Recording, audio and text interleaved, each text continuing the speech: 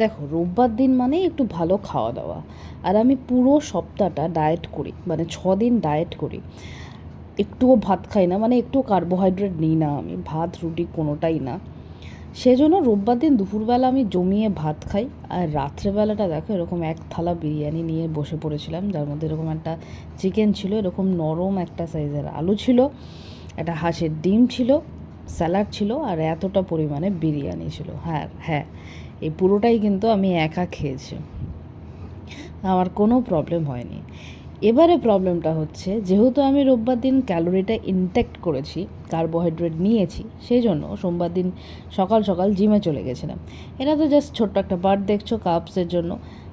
আরও অনেক ওয়ার্কআউট আছে, সেগুলো করেছি, সেগুলো বেশি করে করেছি। তার কারণটা হচ্ছে এই যে আমি আগের দিন ক্যালোরিটা ইনটেক্ট করেছি, তো পরের দিন আমাকে কি করতে হবে, পুরো 12 ঘন্টা, যখন আগের দিন আমি যেই সময় ক্যালোরি ইনটেক্ট করেছিলাম, ঠিক সেই সময়ের জন্য থেকে পরের দিন সেই সময় পর্যন্তই কিন্তু আমাকে হয় ব্ল্যাক কফি, না হয় চা, মানে লিকার চা যেটাকে বলা হয়, আদারওয়াইজ যাতে ব্ল্যাকআউট না হয়ে যায় সেই জন্য ডাব অথবা মুসাম্বির জুস খেতে হবে।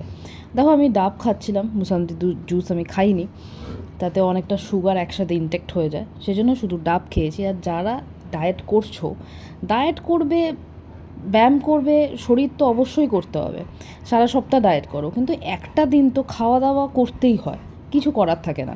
বা স্পেশাল কিছু অকেশান থাকে, সেদিনও করতে হয়।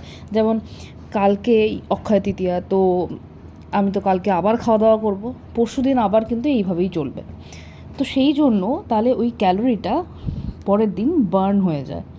কিন্তু পরের দিন যদি তুমি নতুন করে ক্যালোরি আবার ইনট্যাক্ট করো, তাহলে কিন্তু তোমার ওয়েট আবার বেড়ে যাবে।